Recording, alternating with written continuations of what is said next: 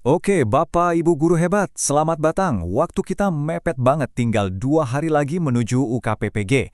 Pembahasan ini saya rancang khusus buat Anda, terutama yang mungkin merasa, waduh belum belajar sama sekali. Tenang, jangan panik. Anggap saja ini adalah rangkuman super intensif dari semua hal paling krusial yang perlu Anda tahu. Kita akan fokus ke pemahaman konsepnya, bukan hafalan, dan yang paling penting, gimana cara menaklukkan soal-soal studi kasus yang sering bikin pusing. Kita mulai dari sebuah kutipan dari Norman Sheddle. Kenapa? Karena kalimat ini, ruhnya profesi kita. Kelas yang isinya cuma sekumpulan murid, itu beda banget sama kelas yang sudah jadi sebuah tim. Dan tugas kita sebagai guru adalah menjadi arsitek, menjadi pemimpin yang membangun tim itu. Jadi ini bukan sekedar kata-kata manis ya, tapi ini adalah fondasi cara pandang kita terhadap kelas. Nah, ini dia pertanyaan intinya. Dan percayalah, ini adalah jantung dari hampir semua soal studi kasus di UKPG nanti. Ujian itu nggak akan nanya, apa definisi dari X? Enggak, ujian akan kasih kita skenario, ada siswa yang pemalu, ada yang super aktif, ada yang kelihatannya nggak peduli. Kemampuan kita untuk menjawab pertanyaan ini, bagaimana memimpin tim yang isinya beragam, itu adalah kunci kelulusan. Yuk kita bedah bareng-bareng jawabannya. Oke, ini peta perjalanan kita. Ada 4 bagian yang saling nyambung. Kita mulai dari gambaran besarnya dulu. Tantangan di kelas itu apa sih? Terus kita pakai kacamata teori untuk memahami dunia siswa. Setelah paham, kita belajar cara praktis buat tahu apa kebutuhan mereka. Dan terakhir, yang paling penting, gimana cara mengubah pemahaman itu jadi sebuah tindakan nyata di kelas. Baik, kita langsung masuk ke bagian pertama. Tantangan kelas modern. Ini penting banget sebagai langkah awal, karena ini adalah panggungnya. Semua strategi, semua teori yang akan kita bahas nanti, itu semua terjadi di panggung ini. Kalau kita nggak kenal panggungnya, gimana kita bisa jadi pemain yang bagus kan? Coba deh, bayangkan kelas Anda itu bukan sekedar ruangan dengan kursi dan meja, tapi sebuah ekosistem, hutan kecil yang hidup. Di dalamnya ada anak yang di rumahnya didukung penuh, tapi ada juga yang orang tuanya sibuk sekali. Ada yang semangatnya membara, ada juga yang mungkin datang ke sekolah itu karena terpaksa. Nah, tantangan kita bukan cuma ngatur biar nggak ribut, tapi gimana caranya keragaman ini justru jadi kekuatan. Dan soal-soal UKPPG nanti akan menguji kita, seberapa lihai kita meramu ekosistem ini. Nah, untuk bisa memahami setiap makhluk hidup di ekosistem kelas kita butuh sebuah alat bantu, semacam kacamata khusus. Disinilah teori Bronfenbrenner jadi penyelamat.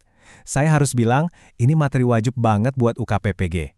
Kalau Anda bisa benar-benar paham 5 sistem ini, Anda sudah pegang pisau analisis yang super tajam untuk membedah soal studi kasus apapun tentang perilaku siswa. Oke, kita mulai dari lingkaran yang paling dalam, yang paling nempel sama si anak, mikrosistem. Anggap ini panggung utama kehidupannya sehari-hari. Disinilah dia berinteraksi langsung, tatap muka. Siapa aja pemainnya? Ya orang tua, kakak adik, teman sepermainan, dan tentu saja kita, para gurunya. Apapun yang terjadi di sini, pujian dari ibu, ejekan dari teman, cara kita menegur, semuanya itu membentuk pengalaman langsung si anak, detik per detik. Sekarang kita ke level berikutnya. Bayangkan, mesosistem ini seperti jembatan yang menghubungkan pulau-pulau mikrosistem tadi. Contoh paling gampang, jembatan antara rumah dan sekolah.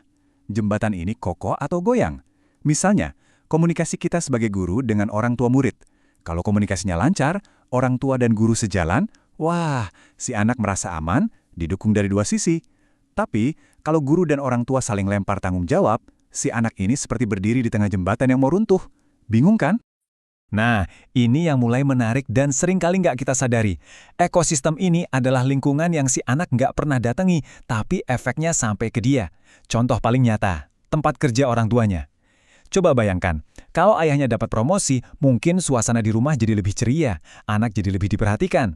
Sebaliknya, kalau orang tuanya kena PHK, stresnya, tegangnya suasana di rumah itu bisa nular ke anak, meskipun si anak nggak tahu apa itu PHK.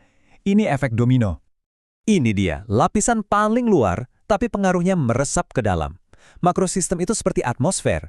Isinya adalah nilai-nilai, budaya, hukum, adat istiadat di masyarakat kita.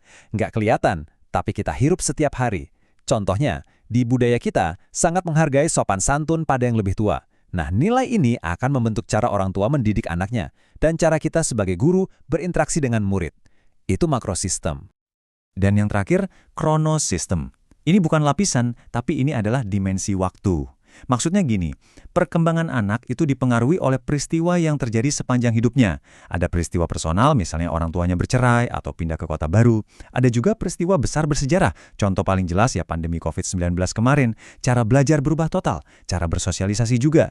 Peristiwa-peristiwa ini bisa jadi titik balik yang mengubah arah perkembangan si anak. Oke, kita mundur sedikit ke mikrosistem. Salah satu faktor paling kuat di sana adalah pola asuh orang tua. Tabel ini tolong dipahami baik-baik kalau perlu di-screenshot. Kuncinya ada 3. Otoriter, itu yang keras, pokoknya harus nurut. Otoritatif, nah ini yang ideal, tegas tapi hangat, aturannya ada, tapi kita bisa diskusi kok. Dan permisif, yang serba boleh, aturannya sedikit banget. Kenapa ini penting? Karena anak dari pola asuh yang berbeda akan menunjukkan perilaku yang berbeda juga di kelas kita. Ini petunjuk penting. Oke, kita sudah punya kacamata Bronfenbrenner untuk memahami dunia si anak. Sekarang, kita masuk ke bagian 3, saatnya teori jadi praktik di kelas. Disinilah peran kita sebagai guru berubah jadi semacam detektif.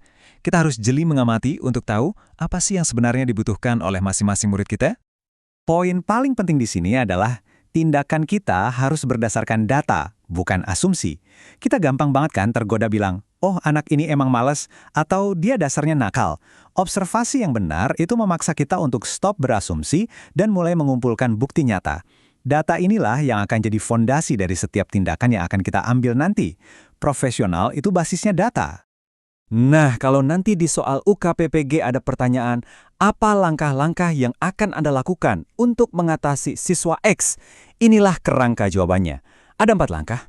Pertama, tentukan target perilaku yang spesifik.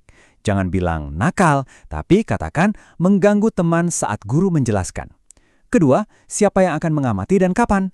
Ketiga, tentukan durasinya, misal selama 2 minggu. Keempat, pakai alat apa untuk mencatatnya? Sistematis? Ini contoh konkretnya. Lihat deh betapa detailnya. Targetnya sangat spesifik, melamun, bukan kurang fokus.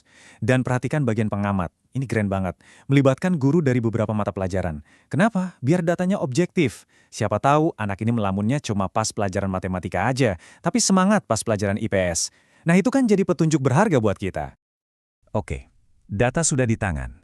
Kita sudah tahu polanya. Sekarang, kita sampai di puncak dari semua ini. Saatnya bertindak. Ini adalah momen di mana kita sebagai guru benar-benar menunjukkan peran kita. Data tanpa aksi itu percuma. Ingat ya, intervensi yang efektif itu bukan satu tindakan ajaib, tapi sebuah perencanaan, sebuah siklus. Jangan langsung ujuk-ujuk pindahin tempat duduknya. Langkah pertama, ngobrol dulu sama anaknya dari hati ke hati. Mungkin ada yang bisa dia ceritakan. Kedua, kolaborasi. Libatkan orang tua, diskusi sama guru lain. Ini kita lagi mempraktikkan mesosistem. Baru setelah itu ambil tindakan. Dan yang paling sering dilupakan, evaluasi lagi. Berhasil nggak tindakan kita? Kenapa evaluasi ulang itu krusial? Karena tujuan kita adalah perubahan yang bisa diukur. Grafik simpel ini adalah buktinya. Lihat, sebelum ada tindakan, siswa ini melamun rata-rata 5 kali dalam 1 jam pelajaran. Setelah kita intervensi, misalnya dipindahkan ke depan dan diberi tugas yang lebih aktif, frekuensinya turun jadi 2 kali. Ini bukti nyata, tindakan kita sebagai guru itu berdampak. Dan inilah pola pikir juara yang harus kita punya. Saat kita lihat ada siswa yang bermasalah, pikiran kita jangan berhenti di label masalah. Gunakan siklus ini, amati, analisis, bertindak, evaluasi untuk mengubah masalah itu menjadi sebuah kesempatan. Kesempatan buat siswa itu untuk tumbuh dan berkembang, dan kesempatan buat kita juga untuk jadi guru yang lebih baik lagi. Jadi Bapak Ibu, saat nanti Anda masuk ke ruang ujian, bawa kerangka kerja ini di kepala Anda. Ini bukan teori buat dihafal, tapi ini adalah toolkit, seperangkat alat profesional yang memberdayakan Anda.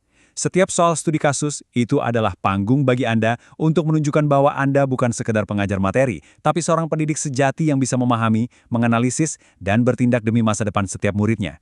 Selamat berjuang, saya doakan Anda semua berhasil.